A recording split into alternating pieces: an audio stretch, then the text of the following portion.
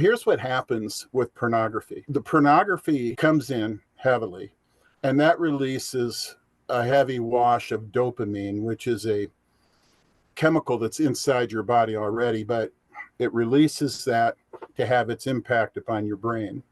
And the thing about dopamine is it helps to rewire the neural pathways of your brain. Your sexual pleasure normally runs towards that satisfaction pleasure center.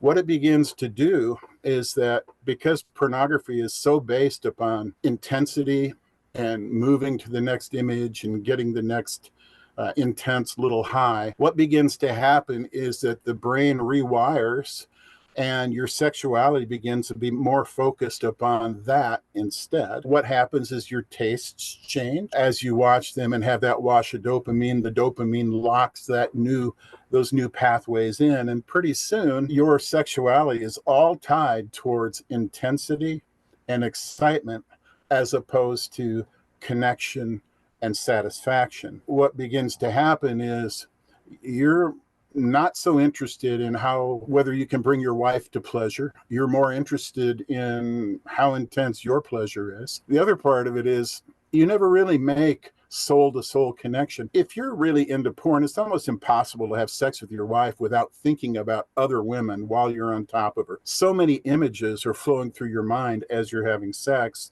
And you're so used to moving from site to site and image to image when you're looking at streaming porn that your mind does that while you're having sex with your wife. I've had wives tell me, I can tell he's not really in tune with me when we're in bed. I can tell he's thinking about something else.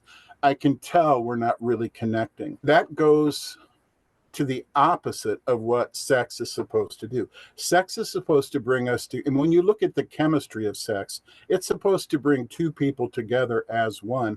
Even things like oxytocin, the bonding hormone, that at the point of orgasm is released, that's supposed to bond you together. What happens over time, we found, is that the more sexual partners you have, the less that works. Well, if you're in the harems of cyberspace all the time, you're having partner after partner after partner, thousands of them even. A lot of the things that are built into sexuality to tie us together and to make us one as couples doesn't really work very well anymore. And once you have those pathways aimed at the wrong pleasure centers, you're not even concerned about whether or not you're connecting soul to soul. It's a very difficult time in human history right now, as streaming porn not just covers the United States, but covers the earth. Kids that are 6, 7, 8, 9, they're looking at porn.